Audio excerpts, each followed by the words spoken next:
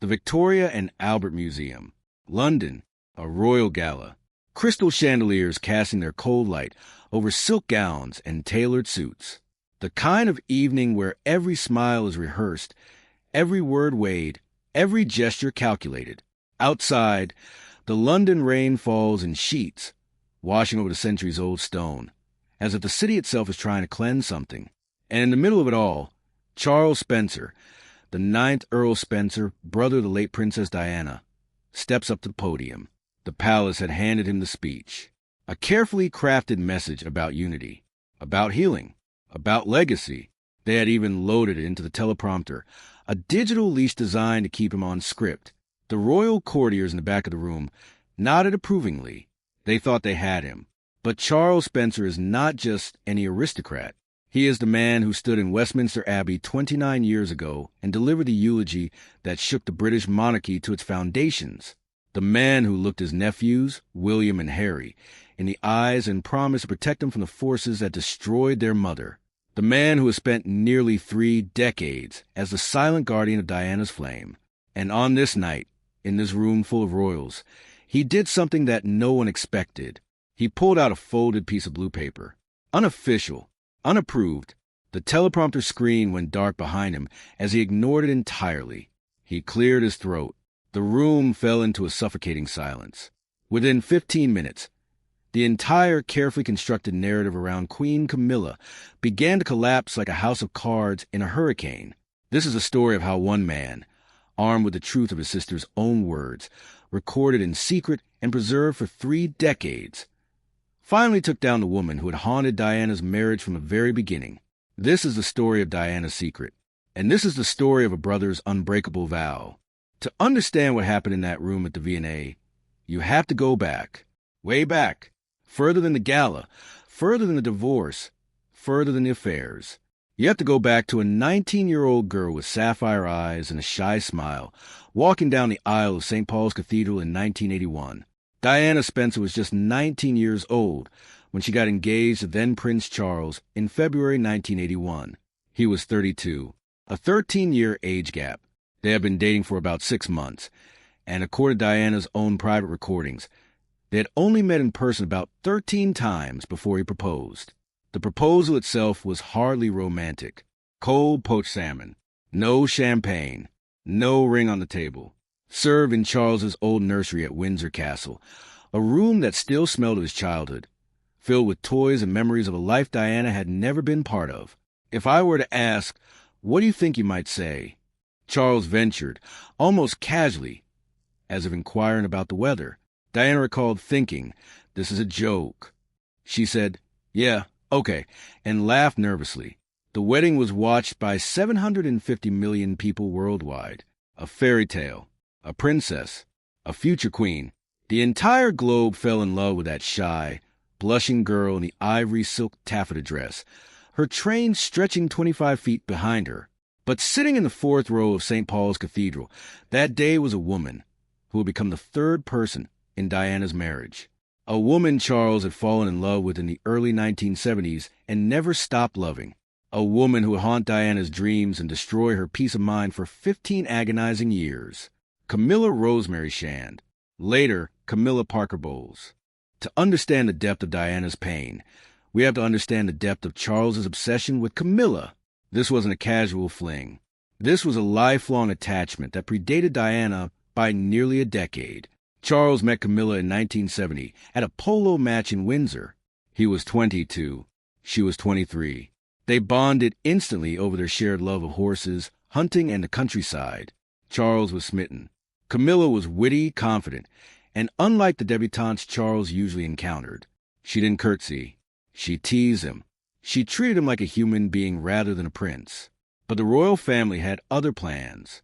Camilla was deemed unsuitable. She had a past. She wasn't a virgin. The palace, led by the formidable Lord Mountbatten, intervened. Charles was sent off on naval duty, and in his absence, Camilla married Andrew Parker Bowles, a dashing army officer who had also been a former boyfriend of Princess Anne. But the marriage did not end Charles's feelings. If anything, it intensified them. Camilla remained Charles's confidant, his sounding board, his emotional anchor. She was the woman he called when he felt lonely in his gilded cage. She was the woman who understood the crushing weight of royal duty. And when Charles finally agreed to marry Diana, a young, naive, seemingly biddable aristocrat, he did so with the understanding, at least in his own mind, that Camilla would remain in his life. He told Diana as much, in a way. According to Diana's secret tapes, Charles was brutally honest with her during their engagement. He told her that he was under a lot of pressure and that he needed a wife. Diana later recalled feeling like a sacrificial lamb. The honeymoon was a disaster. Diana later told her biographer Andrew Morton that she dreamed of Camilla the whole time during those first days of marriage. She was, in her own words, obsessed by Camilla totally. 2 days before the wedding, Diana had discovered a bracelet Charles intended to give Camilla as a farewell gift. It was engraved with the initials F and G for Fred and Gladys, their private nicknames for each other. On the honeymoon itself, Diana saw 2 photos of Camilla fall out of her new husband's diary. She confronted him. He brushed it off. And then there were the cufflinks.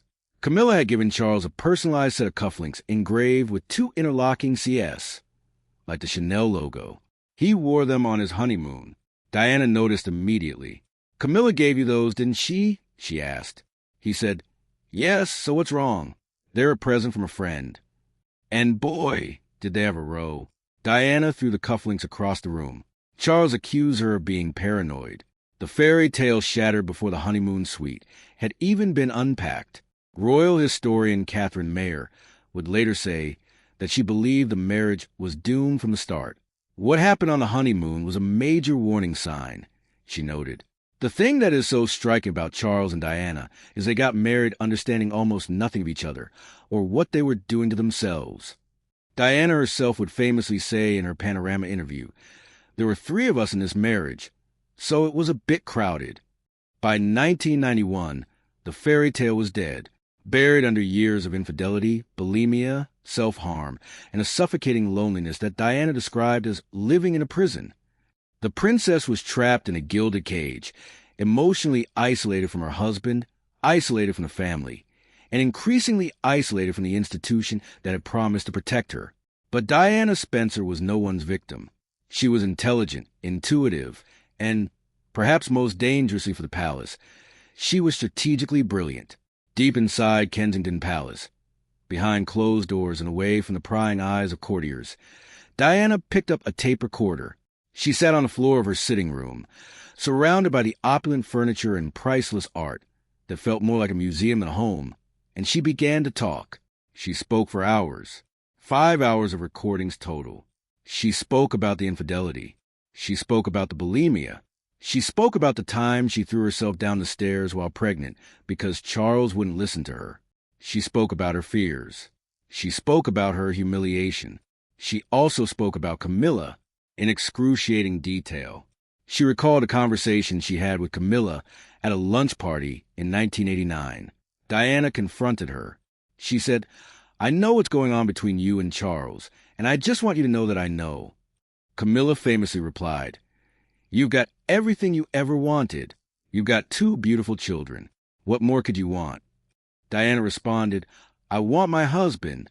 In another segment of the tapes, Diana describes a moment she finally realized the depth of the betrayal. She saw Charles and Camilla together at a friend's house. She saw the way they looked at each other.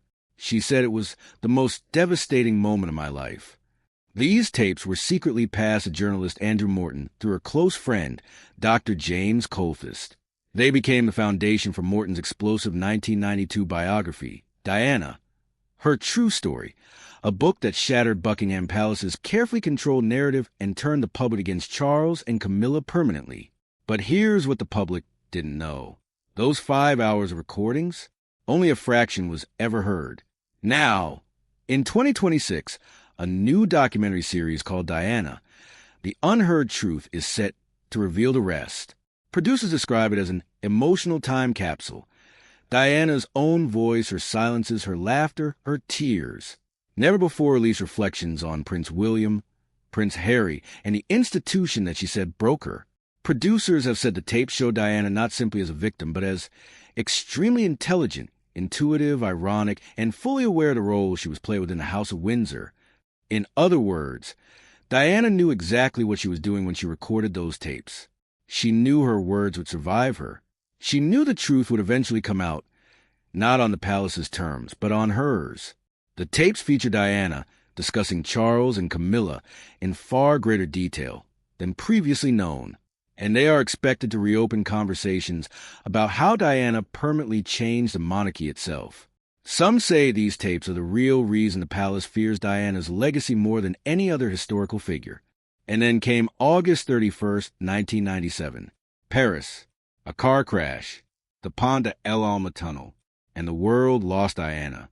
Charles Spencer was 33 years old when he stood in Westminster Abbey and delivered the eulogy that would define his life and cement his role as the guardian of his sister's legacy. He had initially written a very traditional eulogy, bland descriptions of what Diana had been good at as a child. He scrapped it.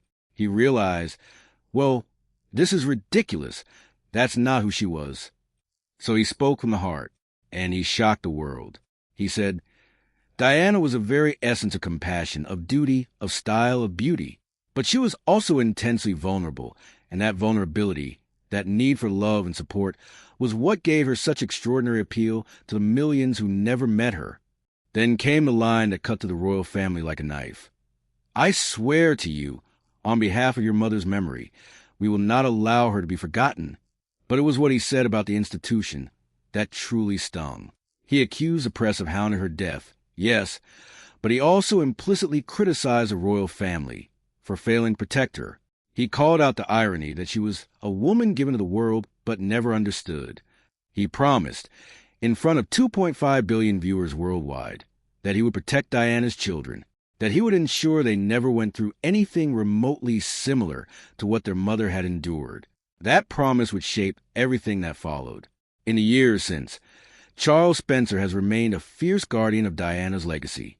He has been asked many times about King Charles and Queen Camilla's affair, and for years he refused to weigh in. He stayed silent. He played the role of the dignified aristocrat. He let the palace spin its narrative. But silence has its limits. And everyone in the royal household knew that Charles Spencer was like a sleeping lion. It wasn't a matter of if he would wake up. It was a matter of when. The Victoria and Albert Museum, July 2026. The palace had arranged everything. A royal gala designed Project Unity, to showcase healing, to leverage Diana's legacy for Queen Camilla's benefit.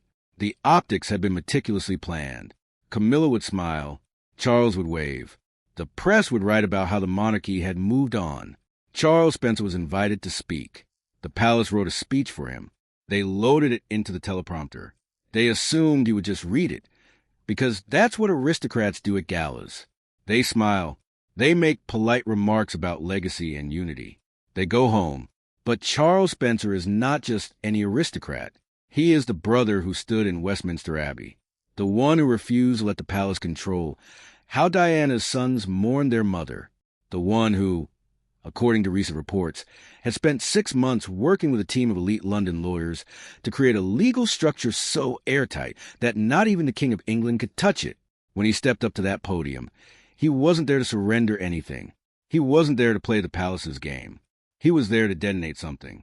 He walked up to the microphone. He adjusted his glasses. He looked out at the sea of faces, dukes, duchesses, courtiers, foreign dignitaries, and his own nephew, Prince William, seated in the front row. He pulled out a folded piece of blue paper. Not the speech the palace had prepared. Not the polite note cards that had been handed to him. Something else. Something personal.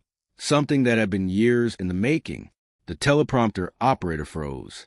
The courtiers in the back began to whisper. But Charles Spencer didn't hesitate. He began to speak.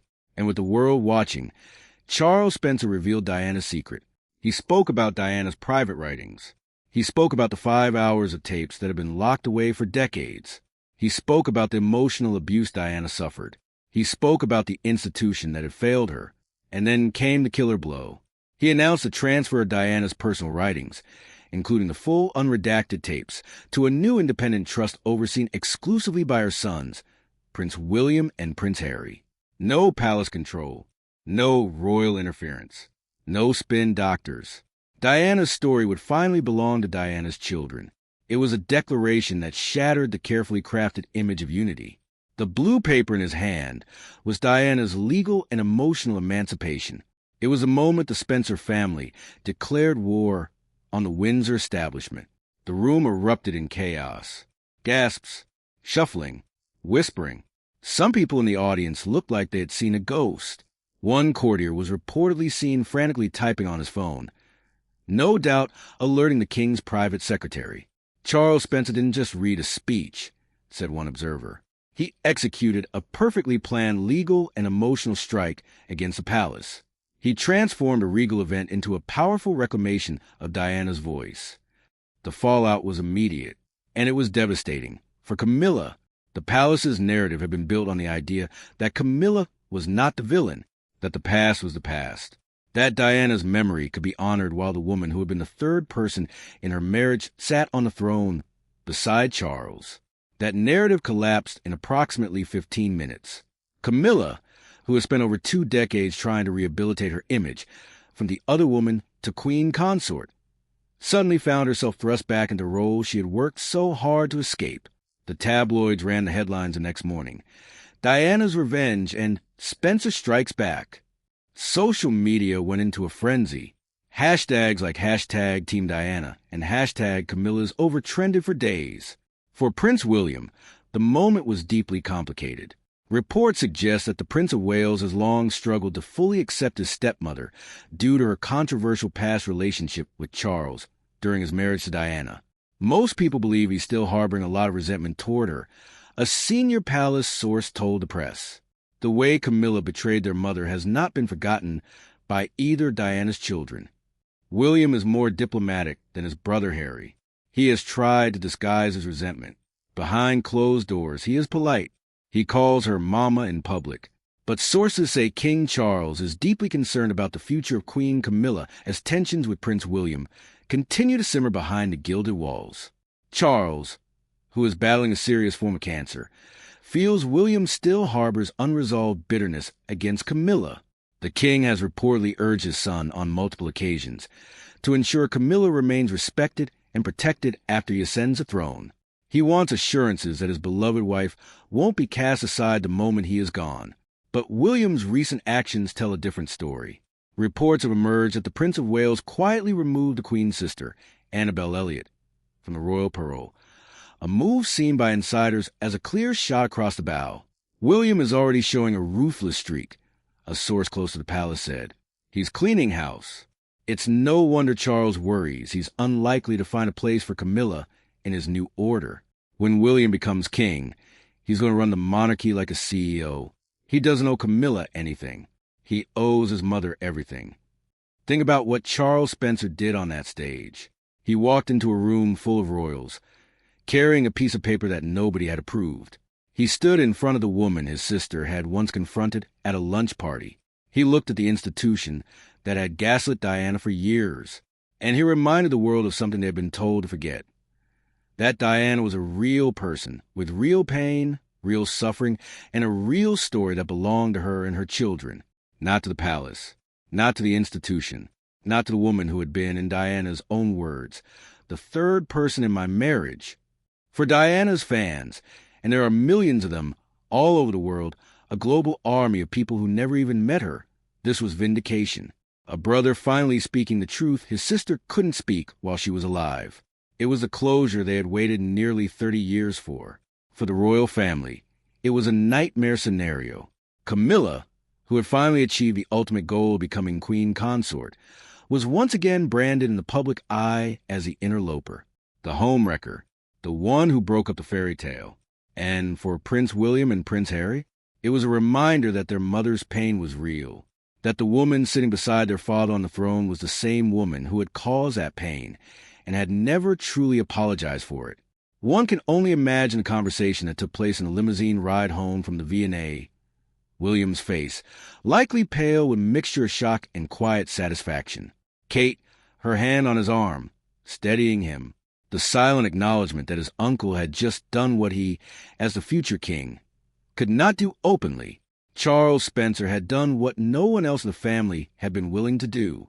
He had spoken the truth, without filter, without courtier's influence, without fear of reprisal. And in doing so, he gave his nephews the most precious gift: permission to remember their mother as she really was. But this isn't just about one speech at one gala. It's about something much larger than a family feud. It's about the ongoing, decades-long battle over Diana's legacy, and what that legacy means for the future of the British monarchy. For nearly 3 decades, the palace has tried to control the narrative, to soften the edges, to make Diana a symbol of charity and compassion, rather than a woman who was deeply wronged by the institution she married into. They wanted to repackage her into a safe, marketable saint. They wanted to divorce her from her radical vulnerability. But Diana's story refuses to be controlled. It refuses to be sanitized. In 2027, on the 30th anniversary of her death, Diana, The Unheard Truth will premiere. 5 hours of Diana's own words, recorded in secret, revealing exactly what she thought of Charles, of Camilla, of the royal family, and of her own sons. Producers say these tapes show the real Diana, not the glossy magazine cover, not the tabloid caricature, but the flesh and blood woman who is deeply frustrated, deeply loving, and deeply aware of her role in history. There is a lot more detail on the breakdown of her marriage in Charles and Camilla, one producer said. But what's really striking is how clearly Diana understood the game. She knew she was up against a centuries-old institution. She knew they would try to erase her. That's why she made the tapes. They are her insurance policy, her way of fighting back from beyond the grave. Charles Spencer's move at the gala was part of the same long game. He is, in many ways, the executor of his sister's final wish, that her story be told on her own terms. The palace handed him the podium. They wrote him a speech. They thought they could control him. They were wrong. And their miscalculation might prove to be the most expensive mistake they've made since they forced Diana into that marriage in 1981. Because Diana's truth is a weapon. It's a weapon that cuts through the pomp and the pageantry. It's a weapon that exposes the human cost of royal duty. And now, thanks to her brother, that weapon has been fully unsheathed. And then there's William. The future king sat in the front row of the V&A. He watched his uncle dismantle the palace's narrative in front of the world. And according to insiders, he didn't look away. He didn't flinch. He didn't interrupt. William has always been the diplomat, the one who keeps his head down, his emotions in check, his resentment buried beneath layers of royal composure. He is the heir who has to think about the long-term stability of the crown. He can't afford to be seen as petty or vengeful, but the resentment is there. It has always been there. Sources say William has been urging his father to ease off and genuinely take a step back to focus on his health. Every time he brings it up, however, it seems to trigger tension because Camilla is seen as encouraging Charles to keep pushing forward with his public duties, despite his illness. It's becoming a recurring point of conflict between them. A source revealed, William wants his father to rest. Camilla wants the king to be seen as strong. They are pulling in opposite directions. William and Camilla are reportedly at loggerheads. Some say William feels almost at war with his stepmother. Others claim that Camilla has been encouraging Charles to have serious and difficult talks with William after a row over family heirlooms. The tension is palpable, and Charles Spencer's move at the gala only made it worse. Because William's silent support for his uncle's action was reportedly the thing that made it so devastating. The heir to the throne, the future king, was signaling, without saying a word, that he was on his mother's side, not Camilla's. One royal expert put it bluntly. When William becomes king, Camilla is going to find herself very, very lonely. The Spencers have protected William his entire life. He knows who his true family is. He knows who loved his mother and who destroyed her, and he has a very long memory. To fully appreciate the weight of Charles Spencer's actions, we have to place them in a broader historical context. The British monarchy has always struggled with outsiders, people who marry in and refuse to conform. From and Boleyn to Wallis Simpson to Princess Diana, the institution has a long, brutal history of chewing up women who don't play by its rules. Diana was unique, however, because she had the public's love, she had the media's obsession, and she had the intelligence to record her own history in her own words. The palace tried to break her. They isolated her. They gaslit her. They called her paranoid. They told her she was imagining things. They used their vast machine of spin to paint her as unstable and difficult. But Diana fought back, and she won. Her Panorama interview in 1995 was watched by 23 million people in the UK alone. She said, "There were 3 of us in this marriage." She said, "I think I could have been a better wife." She said, "I want to be queen of people's hearts." She wasn't playing the palace's game. She was playing her own. And she won the public's hearts so completely that the monarchy has never recovered. Charles Spencer's move at the V&A was the final coda to that victory. He ensured that Diana's version of events, the unfiltered, raw, emotional truth, would survive long after the palace's courtiers had tried to bury it. It was the most profound act of brotherly love imaginable. In the end, what Charles Spencer did at that gala wasn't just a takedown of Camilla. It wasn't just a political move. It was a reclamation of his sister's voice, of her story, of her truth. For 29 years, the palace has tried to rewrite history, to make Diana a footnote in the story of Charles and Camilla, to suggest that the marriage was always doomed, that Diana was difficult, that the affair was just one of those things that happen in royal circles. But Diana's brother refused to let that narrative stand. He walked into that room carrying a piece of blue paper, unofficial, unapproved, and it reminded the world of something it had been told to forget, that Diana was a real person with real pain, real suffering, and a real story that belonged to her and her children, not to the palace, not to the institution, not to the woman who had been the 3rd person in her marriage. Camilla may be Queen Consort. She may sit on the throne beside Charles. She may have the titles, the jewels, the respectability that comes with decades of careful image management. But she will never escape Diana's shadow, because Diana's truth is immortal. And now, thanks to her brother, it is finally being told, loudly, clearly, and without apology. Charles Spencer stood in Westminster Abbey in 1997 and promised to protect Diana's children.